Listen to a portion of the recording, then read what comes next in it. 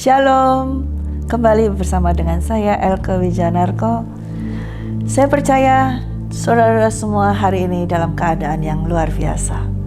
Saudara, saya mau melanjutkan tentang yang lalu, yaitu firman Tuhan di dalam Amsal 30 ayat 27 dan 28. Ya, di dalam tema kita bahwa be ready for his coming.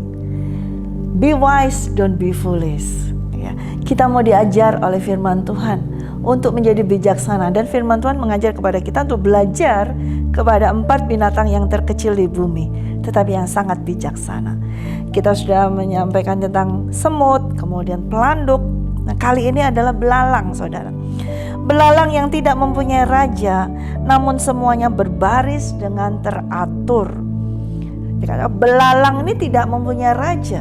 Tapi kalau belalang ini pergi dengan terbang sayapnya, dia itu bisa berbaris dengan teratur.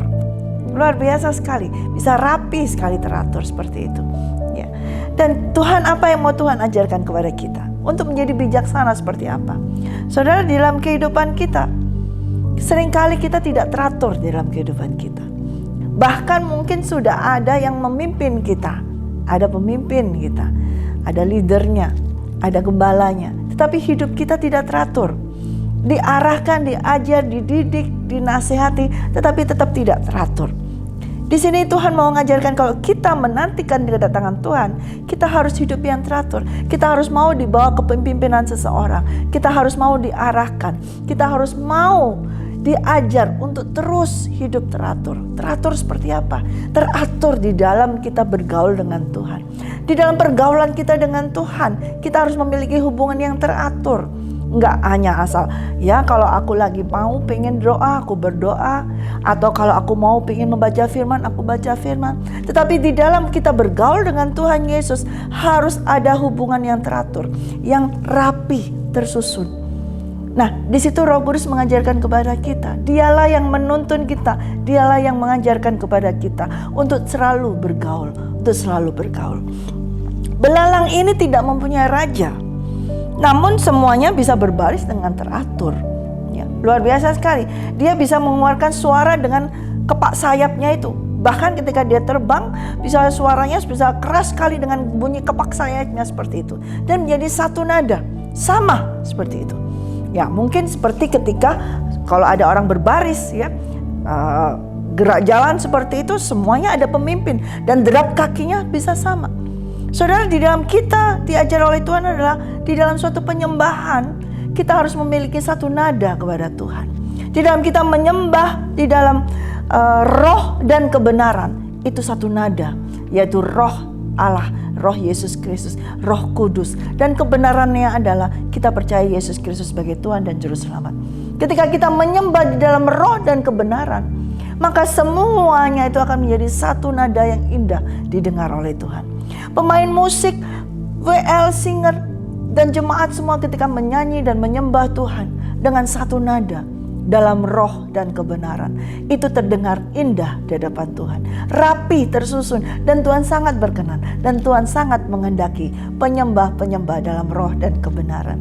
Saudara, ini kita harus belajar. Ketika kita menantikan kedatangan Tuhan, mari kita belajar seperti belalang ini. Bagaimana dia tanpa ada seorang pemimpin, tapi dia bisa berjalan dengan teratur, dia berbaris dengan teratur. Kalau kita ada pemimpin di antara kita, ada yang mengembalakan, puji Tuhan, bersyukur saudara. Dengarkan apa kata pemimpinmu, dengarkan apa kata gembalamu, ikuti nasihatnya, ikuti firman yang disampaikannya. Dan saya percaya ketika engkau mendengarkannya, maka engkau juga mendengarkan suara Tuhan, engkau akan diberkati Tuhan. Di sini kita belajar tentang belalang. Ya, walaupun dia tidak mempunyai raja, tapi dia hidup teratur. Kita lanjutkan saat ini, saudara. Belajar dengan cicak yang dapat kau tangkap dengan tangan, tetapi yang juga ada di istana-istana raja. Nah, cicak ini selalu ada, bisa kita tangkap. Di rumah kita selalu ada cicak. Saya percaya di rumah saudara juga ada cicak. Tapi cicak yang sama ada di rumah saudara, itu cicak yang sama juga ada di istana raja. Dia bisa menerobos protokoler kerajaan. Dia bisa masuk, dia bisa tahu bagaimana dia harus berada di istana raja. Saudara masih ingat tentang peristiwa yang saya sampaikan tentang perumpamaan Tuhan Yesus tentang kerajaan surga. Tuhan Yesus memberikan perumpamaan tentang perjamuan kawin anak rajanya. Ya. Ketika dia mengundang semua orang tidak hadir, kemudian dia membuka undangan terbuka untuk umum. Ya. Dan ada satu orang yang datang, bisa nyelonong masuk tanpa memakai pakaian pesta. Ya. Nah, dia tidak mengerti bagaimana bisa masuk ke istana raja. Sedangkan cicak ini aja tahu bagaimana dia bisa ada di istana raja. Nah, orang-orang yang seperti itu adalah orang yang masa bodoh. Tapi cicak ini jauh lebih pandai. Cicak ini jauh lebih bijaksana daripada orang tersebut. Dia tahu ada di rumah yang biasa, ada di rumah orang yang biasa, atau siapa saja di rumah saudara, dan dia juga ada di rumah raja. Dia tahu bagaimana harus bersikap di depan raja. Saudara, kita belajar dari cicak ini.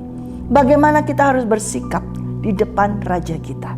Kita belajar dari cicak ini, ya, walaupun lemah, kecil, tapi dia masuk di dalam istana raja. Berarti dia tahu protokoler kerajaan. Demikian juga kita. Kalau kita menantikan raja kita, kalau kita menantikan kedatangan Tuhan Yesus Kristus, kita harus tahu protokolernya.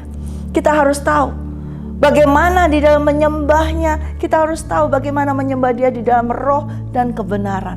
Nah, itu yang harus tahu. Mengenakan pakaian apa, kita harus tahu. Pakaian apa yang disenangi oleh raja. Itu yang harus kita pelajari. Haleluya, puji Tuhan. Sebentar ini saudara akan saya doakan supaya setiap saudara yang ada mendengar dari seri tentang 4 binatang yang kecil, yaitu semut, pelanduk, belalang, dan cicak. Biarlah semua firman Tuhan masuk di dalam kehidupan saudara dan saudara melakukannya. Tuhan Yesus, kami berdoa saat ini bagi setiap orang yang mendengarkan firman-Mu Tuhan. Biarlah Roh Kudus Engkau memberikan Roh-Mu Tuhan, supaya mereka dapat melakukannya di dalam kehidupan mereka. Dan mereka menjadi bijaksana Tuhan, di dalam menantikan kedatangan-Mu. Terima kasih Tuhan untuk firman Tuhan hari ini. Hanya di dalam nama Tuhan kami Yesus Kristus. Haleluya. Amin.